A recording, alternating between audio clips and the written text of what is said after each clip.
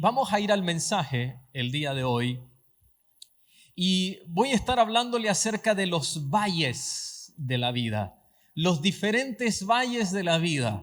Y nos vamos a centrar en uno, pero quiero mostrarle una imagen de cómo tal vez desearíamos que fueran los valles de nuestras vidas. Generalmente esta es la idea que tendríamos de un valle frondoso donde cursen los ríos, donde todo lo que se siembra se pueda germinar, crecer y dar mucho fruto. Eso es lo que anhelaríamos, lo que desearíamos para nuestras vidas. Pero la verdad es que la vida tiene diferentes valles. Y en las Escrituras, por ejemplo, nos habla del valle de la fertilidad, como esa fotografía que estamos viendo ahí, donde, si me pones por favor la lista de los valles, ahí está el valle de la fertilidad, eso está en Isaías capítulo 28, versículo 4. También está el valle del desierto, donde los diferentes momentos de nuestras vidas nos hacen pasar por desiertos. También está uno que es una profecía que está en Jeremías capítulo 7, versículo 32, que es el valle de la matanza. Luego viene el valle de las lágrimas, Salmos 84, versículo 6, y estoy seguro que muchos hemos pasado por ese tipo de valle. También está el valle de la decisión que nos habla Joel capítulo 3, versículo 14. Y por último, el que vamos a enfocarnos el día de hoy, valle de la sombra de muerte. Y por supuesto que cuando nos referimos a este valle, hay un versículo que todos conocemos, que está en Salmos capítulo 23, versículo 4, y nos dice, aunque ande en valle de sombra de muerte. Ahí nos habla acerca de este valle, que quisiera no decirle lo que tengo que decirle a continuación, pero la realidad es que todo ser humano tiene que transitar por este valle, sea que lo haga en la juventud, ya siendo adulto, en la tercera edad, o también cuando ya ha sobrepasado quizás la tercera edad, ya está en la recta final de su vida. Todos tenemos que atravesar por ese valle. Y le tengo que confesar que en mi familia nunca hemos perdido a un familiar cercano que no tuviese una edad aceptada para que parta la presencia del Señor. Voy a darle un ejemplo. Mi abuela paterna murió de más de 80 años. Mi abuelita materna murió a los 102 años. Hace unos meses atrás falleció también una tía abuela, hermana de mi abuelita materna, de 103 años. Los tíos abuelos nuestros, ni uno de ellos murió a temprana edad, murieron de 80 años en adelante, la vasta mayoría murió de los 90 años en adelante.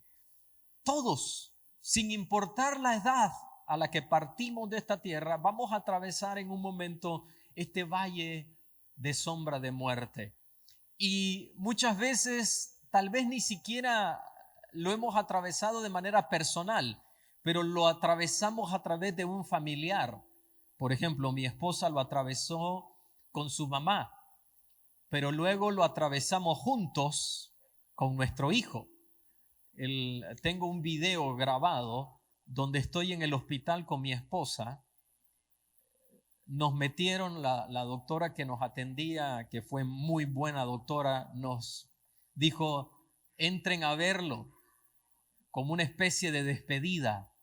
Era un valle de sombra y de muerte ese día. Era un valle de la muerte que estábamos atravesando. Entonces, todos tenemos que transitar por este valle, pero Dios quiere que estemos enterados.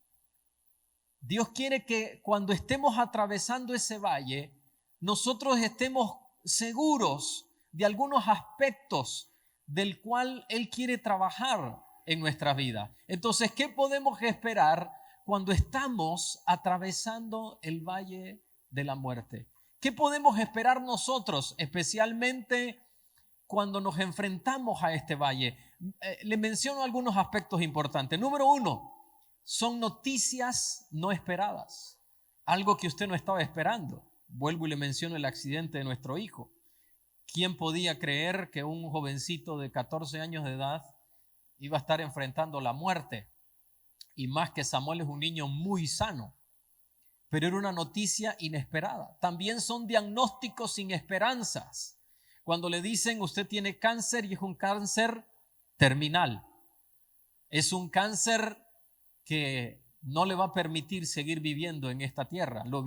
Eso lo vivimos con mi hermana. Ni siquiera la doctora no le dijeron a ella, me lo dijeron a mí. Esto es serio, es grave y esto hay que actuar de manera inmediata. Y una amiga nuestra, la doctora que nos ayudaba en todo, nos dijo: pastor, esto es un diagnóstico de muerte. Difícil escuchar eso. Un diagnóstico sin esperanzas. También puertas cerradas, donde todo estaba bien, donde todo estaba funcionando bien en el trabajo, en el negocio, y de repente ocurre algo y el negocio se cierra, la puerta se cierra, le despiden, le quitan del lugar, ya no puede seguir trabajando donde estaba antes. También podríamos hablar de la lástima que las personas pueden tener cuando estamos atravesando este valle. Recuerdo en una ocasión en un aeropuerto, Samuel estaba alterado y un hombre nos estaba observando, un americano, y él lo dijo en inglés, pero estas fueron las palabras que dijo: pobre familia, pobre gente. Eso fue lo que dijo. El pesar, la lástima de otras personas, y luego nos lleva también a la lástima de nosotros mismos, cuando llegamos nosotros mismos a tener lástima de nosotros. Y aquí viene algo que lo complica todo. El diablo también sacándole provecho a la situación en la que nos encontramos, a la situación de fe en la que nos encontramos. Entonces ahí es como lo que decía el salmista. ¿Se recuerda lo que decía el salmista? Muchos dicen de mí, no hay para él salvación en Dios. ¿Dónde está su Dios? Entonces, eso es lo que Satanás empieza a hacer en nuestras vidas, a sacar provecho y a tratar de aplastar nuestra fe y a decir: ¿dónde está tu Dios? Has orado por otras personas y han recibido sanidad. ¿Y dónde está la tuya? ¿Dónde está la bendición sobre ti? ¿No es que es un Dios de milagros el que tienes? Y nosotros decimos eso, ¿verdad? Decimos que nuestro Dios es un Dios de milagros. Entonces viene el enemigo a tratar de destruir nuestra fe, a decirnos: ¿dónde está tu padre? ¿Le has preguntado a tu padre por qué te está pasando esto? Quiere acabar con nuestra fe. Y nosotros vamos y lloramos y no entendemos por qué estamos atravesando este valle y empezamos a cuestionar a Dios, porque eso es lo que Satanás nos está sembrando en el corazón. Pero ahora viene otra pregunta. ¿Qué Dios quiere que entendamos mientras estamos atravesando este valle? ¿Qué quiere Dios que cuando usted se encuentre en este valle venga a su entendimiento? Quiero mencionarle 3 aspectos importantes. El primero, que su presencia entra con nosotros a este valle. Permítame decirle esto: si usted el día de hoy está atravesando el valle de la muerte, Dios está con usted en medio de este valle. No va a estar solo, no va a estar sola. Amén. No vamos a estar solos. Usted está ahí, pero Dios también está ahí. Está sufriendo, pero Dios está a su lado, a su favor. No vemos lo que Dios está haciendo. Tantas veces que veo todo oscuro y no veo nada. No veo que se pueda reparar. No le veo salida. Tengo el permiso para contar este testimonio. El día miércoles vine a la madrugada a orar Entonces unos amigos pasaron recogiéndome, estuvimos aquí a leer la escritura y cuando íbamos de regreso empezaron a contarme un problema que tenían. Entonces ella me dijo esto: pastor, no le veo salida. No veo por dónde este problema se va a resolver. Entonces había una fecha límite para resolver el problema, que es el día 20. Y cuando ellos me iban a dejar, oramos. Y le digo: Señor, antes que la fecha se cumpla, te ruego que tú hayas respondido a la oración. Empezó el día miércoles. Luego vino el día jueves. No se veía nada. Entonces, ¿qué hace uno? Pero si oramos, ¿por qué no ha ocurrido nada? Vino el día viernes, el día de hoy. La mañana no pasó nada. Pero en la tarde, hace unas 3 horas atrás, recibí un mensaje de esta persona diciéndome: pastor, Dios acaba de hacer el milagro. Nosotros no estamos viendo, pero Dios está trabajando y Dios está en medio de este valle con usted. Aunque no lo vea, Dios está con usted en medio de este valle.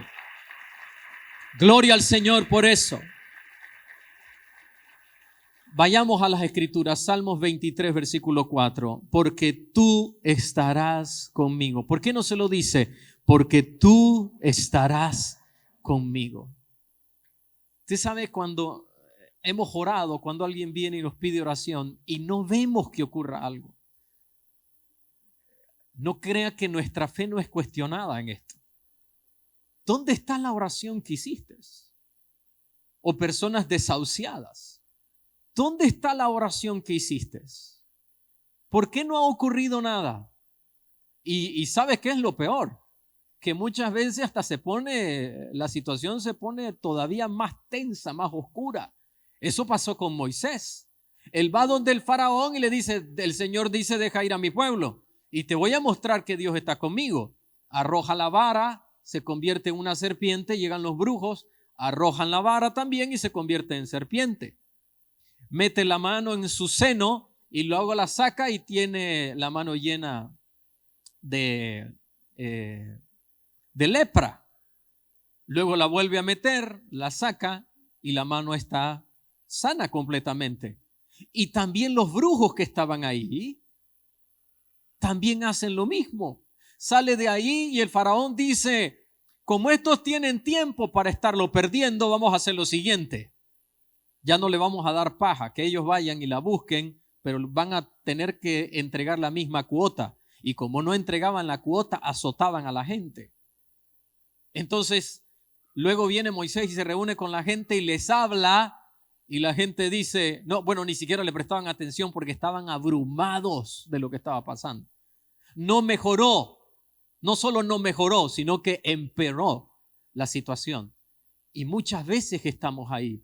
Pero recuerde una vez más que lo tenemos que decir siempre: tú estarás conmigo. Lo decimos una vez más: tú estarás conmigo. No se olvide de eso, que Dios va a estar ahí. Cuando estábamos en el hospital, podíamos sentir que Dios estaba con nosotros. Venían los doctores haciendo su deber, su trabajo. Ellos nos decían: tenemos que prepararles para lo que van a enfrentar, diciéndonos que íbamos a tener a un hijo vegetal y todo el diagnóstico. Bueno, primero era que se iba a morir. 6 días escuchando de que se iba a morir, que se iba a morir, que se iba a morir. Luego de eso es que iba a ser un vegetal, iba a ser un vegetal, iba a ser un vegetal. Que el niño que había entrado era diferente al que salía, que teníamos que acostumbrarnos. Nos llevaron una psicóloga, hizo su trabajo. Bendigo al Señor por esa gente, pero tratando de convencernos. Entonces la psicóloga habló conmigo, me habló, yo la escuché, y luego de terminar de hablar me dice: ¿tiene alguna pregunta, papá? Y le digo: no. Pregúnteme lo que quiere. No tengo ninguna pregunta. Esa mujer se fue desconcertada. Luego me lo dijeron. Estábamos desconcertados por todas las noticias que le dábamos. Y yo los veía, uno de los doctores me dijo: yo los veía a ustedes que ni se inmutaban. La gente aquí llora, vomita, se desmaya y ustedes no se inmutaban. Pero no es que no nos inmutábamos, no es que no éramos humanos, es que Dios estaba con nosotros. En la situación en que usted está, si se detiene un momento y detiene su vida y se acuerda que usted le ha dicho a Dios, tú estarás conmigo, va a ver a Dios ahí presente en medio de ese diagnóstico. Amén. No se deje abrumar por la circunstancia. Recuerde que Dios está con usted. Número 2, que no debemos temer. ¿Qué quiere Dios que entendamos? Que usted no debe de estar atemorizada. No puede estar atemorizado. Las escrituras yo lo he leído tantas veces porque pareciera que hay un versículo todos los días del año que nos dicen no temas, porque es un mensaje de parte del Señor. Hoy el Señor le está diciendo no temas, no temas. ¿Ha notado que cuando hacemos la despedida siempre le digo lo mismo? Utilizo este versículo del Salmos 23, versículo 4, nos dice, no temeré mal alguno. Pero es que usted no conoce mi diagnóstico. No lo conozco, es cierto. O tal vez lo conozco, pero recuerde, nuestra vida, nuestra fe no está basada en lo que vemos, está basada en lo que creemos. Y el justo por la fe vivirá. Por eso en medio de la circunstancia decimos, no temeré mal alguno. No tema mal alguno. No tema mal alguno. No tema mal alguno. Porque el Señor su Dios está con usted. ¿Por qué no lo dice conmigo? No temeré mal alguno. Si usted se lleva a su casa eso, cuando usted llega, Señor, no temeré mal alguno. Yo sé que no debo de temer. Y pueden venir personas que nos quieren amedrentar. Personas que con motivo o sin motivo quieren amedrentarnos, amenazarnos. Pero es que usted no sabe lo que yo puedo hacerle. No sabe quién soy yo. Pero es ahí que debemos de recordar que no estamos solos y que no debemos temer mal alguno. Número 3, que nos va a dar el aliento y las fuerzas que necesitamos. Usted y yo necesitamos saber, esto es lo que Dios quiere que usted y yo sepamos, que Él nos va a dar el aliento. Tal vez ahora vino hoy con los pies de arrastras acá. Vino sin ánimo alguno. Pero permítame decirle esto, cuando esta reunión termine, usted va a salir con el pecho lleno de aire, con la frente en alto, porque el aliento y las fuerzas que usted necesita no van a ser dadas por una noticia o por un hombre, van a ser dadas por Dios. Ahí van a venir las fuerzas. Cuando me decían esas noticias, ¿sabe lo que hacía? Oraba. Y yo le decía, yo no estoy culpando a los doctores, al contrario. Tenemos una relación hermosa. Cuando llegamos a citas de control al hospital donde atendieron a Samuel, siempre le escribo a la doctora de UCI. Y si ella tiene un chance, baja a saludar a Samuel, o donde la encontramos, es un amor con nuestro hijo. Ella no nos dejó salir de la unidad de cuidados intensivos. Ya Samuel la última semana pudo haber salido. Tenía hasta el cuarto listo para la habitación para llevarlo. Y esta doctora dijo, a Samuel nadie me lo va a ver, solo yo lo voy a ver. Ellos hacían su trabajo, ese era su trabajo. Pero, queridos hermanos, por encima de las noticias y todo lo que les puedan estar diciendo, hay un Dios que quiere darle aliento y fuerzas para que su fe no perezca, para que su fe sea firme. Por eso el 23:4 una vez más nos dice la última parte, que léalo conmigo, tu vara y tu cayado me infundirán aliento. Ahí está su vara y su cayado para infundirle aliento. Quiero mostrarle una imagen de lo que el pastor utilizaba.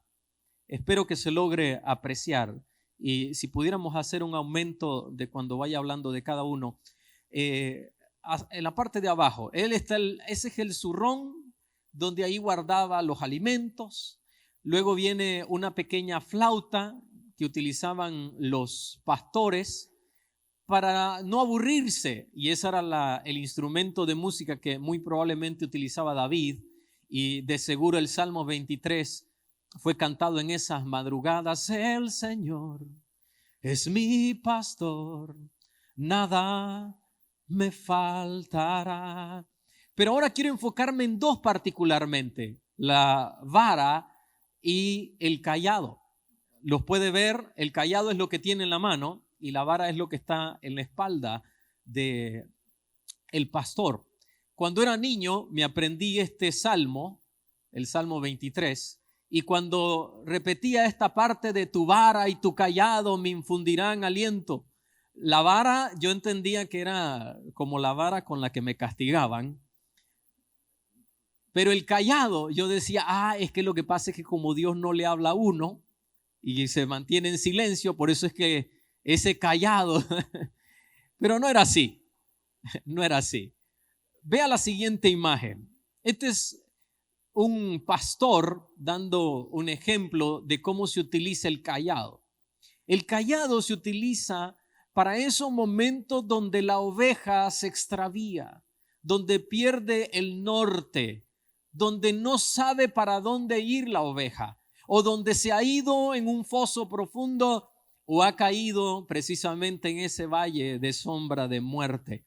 Y hay una historia de la década de los 70. Era una jovencita de 18 años de edad, nada más, aprendiz de piloto, y en su motor, en su avión de dos motores, un aeroplano de dos motores, ella partió para hacer prácticas, y mientras estaba en el aire, esta jovencita se metió en una tormenta y producto de la rayería dañó los instrumentos y no podía utilizarlos.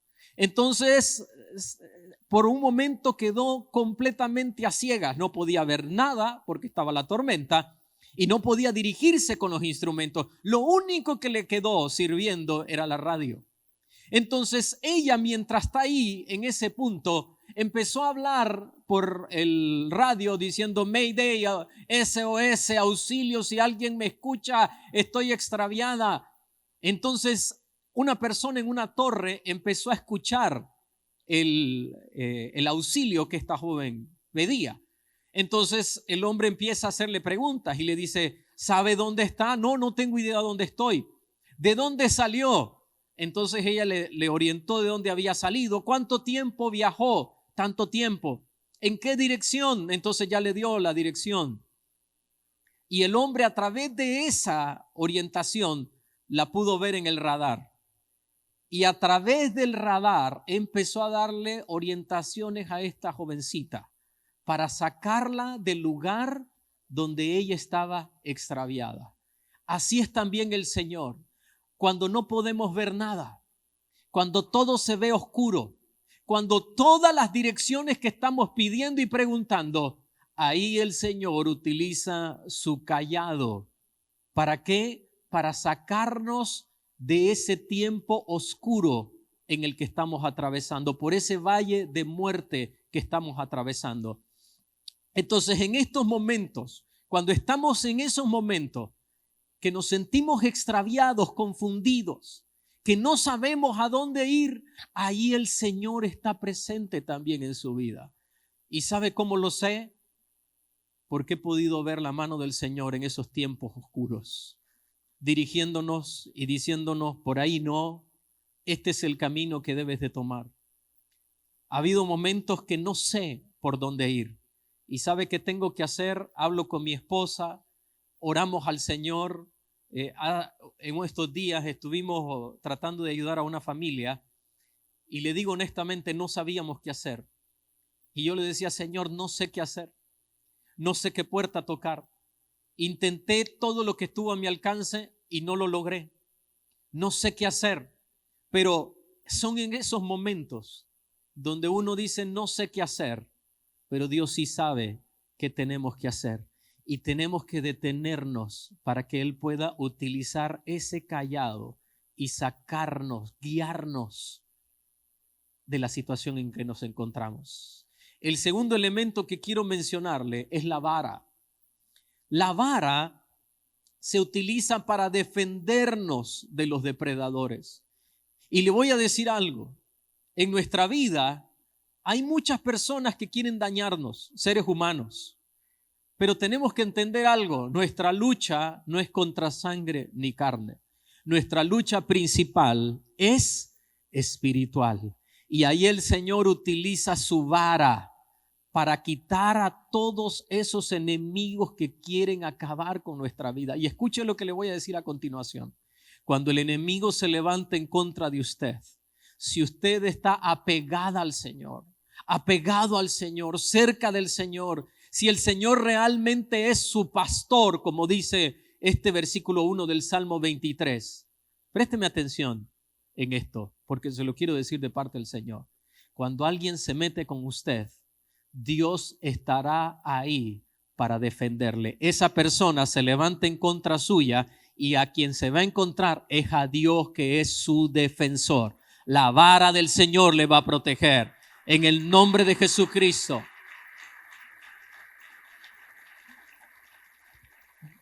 Yo utilicé una vara parecida a esta cuando arriaba bueyes. En Nicaragua hay una vara parecida. No es igual, porque la vara del pastor es más corta, pero esa vara es la que permitía que si venía un animal o una bestia en contra de uno, esa misma vara le permitía protegerse. Y es la vara que el pastor utiliza también para proteger a sus hijos. Y hay un ejemplo que quiere poner en las Escrituras de alguien que estaba atravesando este valle, y es el profeta Elías. Quiero hacerle una idea de lo que estaba pasando con Elías. Elías oró para que no lloviera y no llovía. Luego oró para que lloviese y cayó una lluvia torrencial. ¿Se acuerda de la experiencia donde él mandaba al siervo y le decía, ve y mira? Y el siervo iba y decía, no hay nada. Y a la séptima ocasión dijo, veo una pequeña nube como del tamaño de la palma de un hombre. Y esa fue la lluvia torrencial. Él le dijo al rey, adelántate, el rey Acab, adelántate, vete. Y dice la escritura que él ciñó sus lomos, que es tomar la punta del manto y sujetarla a la cintura, y corrió delante del carruaje del rey. Mire todos los milagros que acaban de pasar en la vida de él. Previo a esto, había orado para que cayese fuego del cielo y consumiera un holocausto que habían puesto, y tal cual, así había ocurrido. Pero viene la esposa de este rey Acab, que se llamaba Jezabel, y le dice, que el Señor me haga lo que tú le has hecho a estos profetas, a los que has matado.